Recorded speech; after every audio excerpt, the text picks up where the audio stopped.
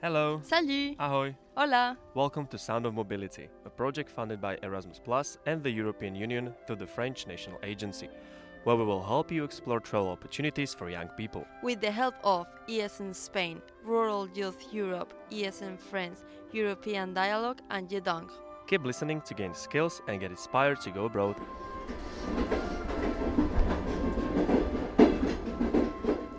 Hello, and welcome to the latest Sound of Mobility podcast episode. My name is Jana Apaļā. I'm from Latvia, representing Latvian 4-H and Rural Youth Europe, and I will be your host for the next two episodes, which will focus on rural perspective of European mobilities. Recorded at the Rural Youth Europe study session, here we have been teaching participants how to make podcasts and hearing about the participants' personal stories. Here is a selection of views from across Europe. So I'm Caryl. I am from Aberystwyth, which is in Wales, and I am part of Wales Young Farmers Club. So, hello, I'm Ketrin from Estonia, and I've been to youth exchanges training courses for over 10 years already. Hello, I'm Oline from Norway, and I'm a part of the Norwegian Rural Youth. Hi, I'm Naro from Armenia. Hello, I'm Tim. I'm from England, and I'm a member of National Federation of Young Farmers Clubs in England. My name's Grace, and I'm from Ireland, and I'm representing Macna Pharma. Hello, thank you. I'm Estefania. I came from Cantabria, just in the middle of the north of Spain, and I'm part of the board of the Association Lavardal. And yes, thank you to invite me. Hello, my name's Grace, and I am representing Northern Ireland, the Young Farmers Clubs of Ulster. So, what's your experience in traveling to European mobilities and other projects? So, my first travel experience representing the YFCU was in October 2023. I travelled out to do the autumn seminar in Georgia, and then I did the Five Nations project, which is between England, Scotland, Wales, Northern Ireland and Ireland last year. And then this year I have... Well, I'm at the seminar, so I'm here now.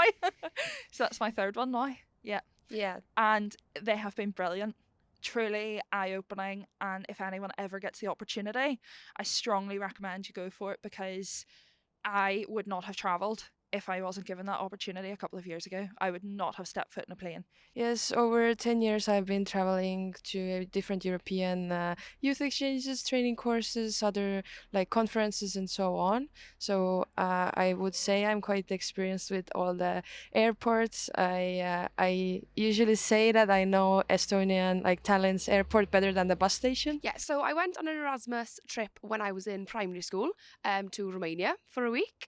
And then I didn't really go travelling until I tried the international programme with the Young Farmers Club. So I've been on a home exchange to Northern Ireland, an interrailing trip, and last year we went on an agricultural trip to Cork. So this is my basically first time in Europe participating in this kind of project, but I've been traveling and have done many different kinds of events and study sessions in Armenia. And we have done different kind of activities, different type of topics, and the one that I love the most is when we work with the young people from rural areas, because I love exploring everything about them and getting to meet them.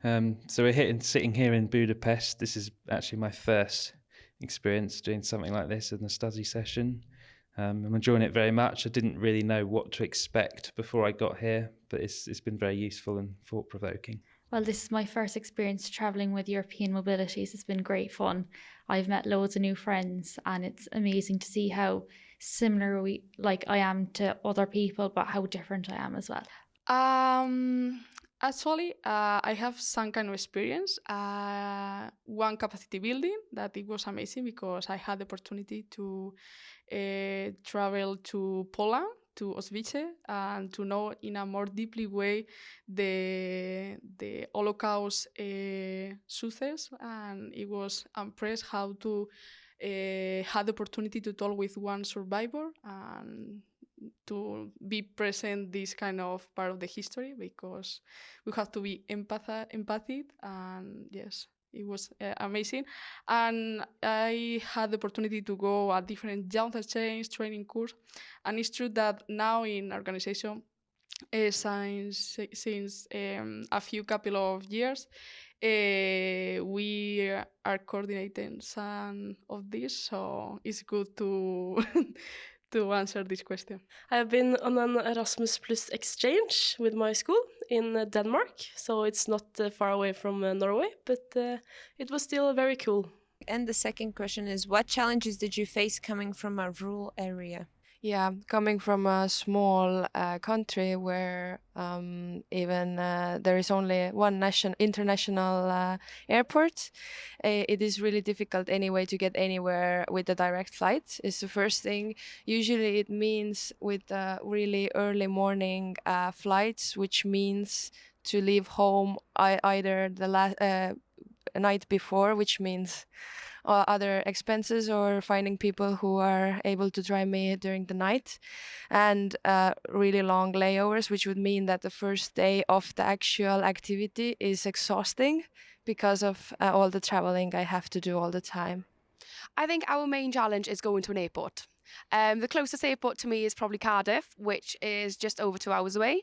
But the flights from Cardiff are always limited. So closest ones are probably Bristol, Birmingham, or Manchester, and you're looking at a good 3 hours to get to them. Travelling here probably took me around 6 hours to get to the airport.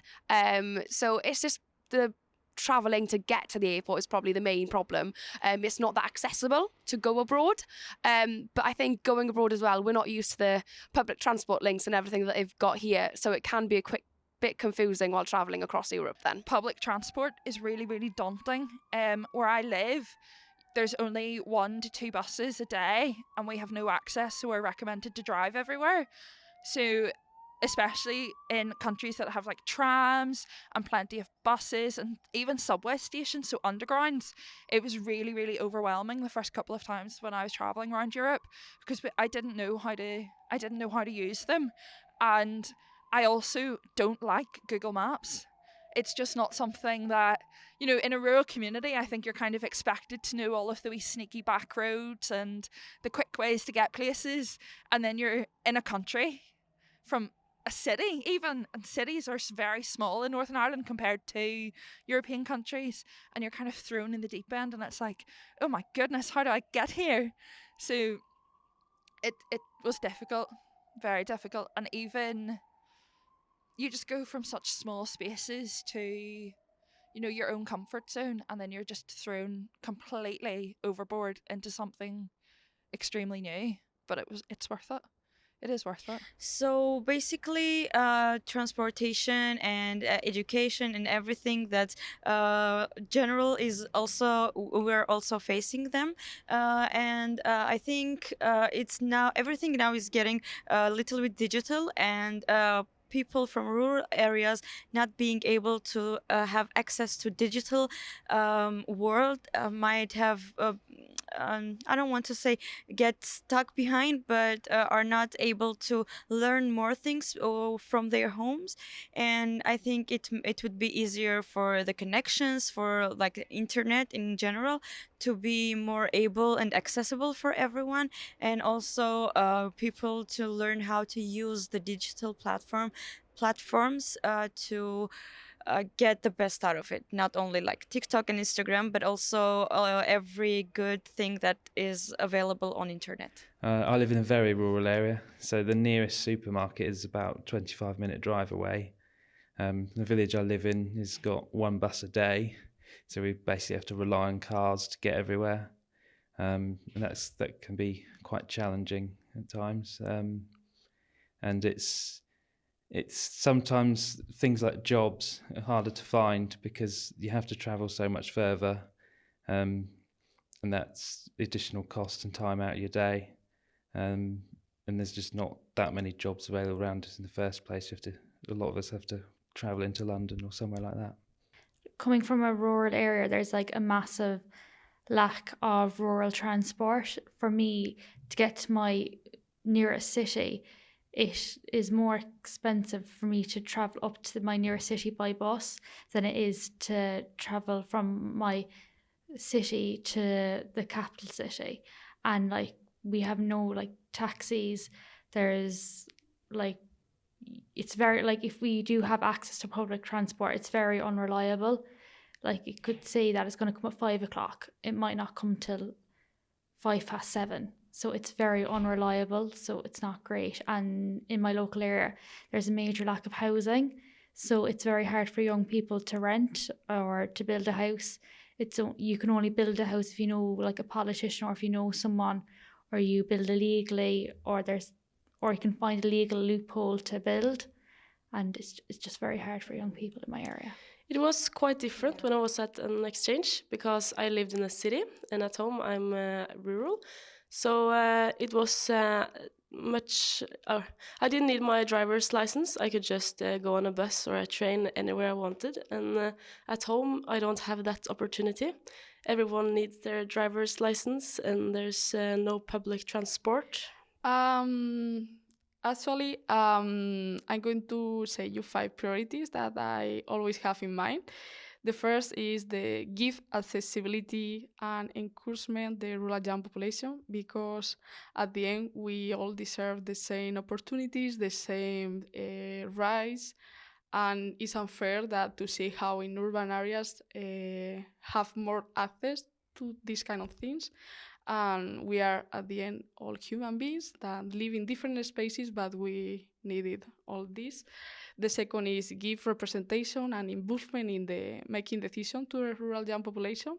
This is important because, like we say these days, we need to be present in these kind of spaces to talk about our experience, about how is our life there, and I think that is the best option to create a real positive impact.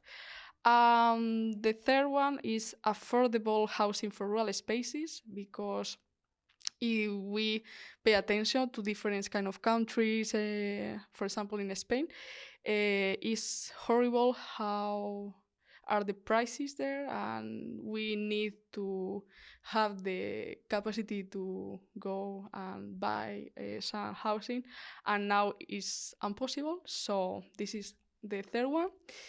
The next one is get protection for our territory, to not allow project without involving the community in these processes.